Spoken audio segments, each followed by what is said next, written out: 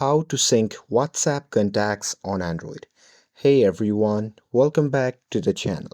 In today's video, I'll show you how to sync WhatsApp contacts on your Android phone step by step.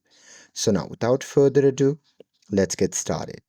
So first thing first, open the Android settings on your phone, and now here once you're inside the settings, you simply have to scroll down and tap on accounts and sync.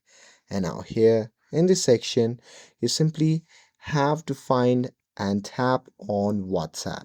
And here once you are inside this section, you simply have to tap on the three dot icon shown in the bottom center of the screen, and here from the pop-up menu you simply have to tap on sync now.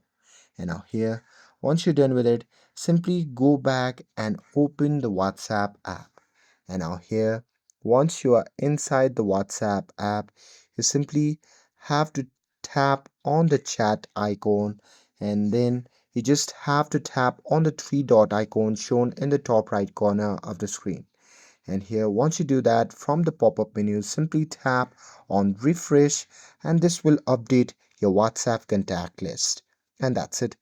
That's how you can sync WhatsApp contacts on Android. With this, if you found this video helpful, then don't forget to like, share and subscribe to get updated for more videos.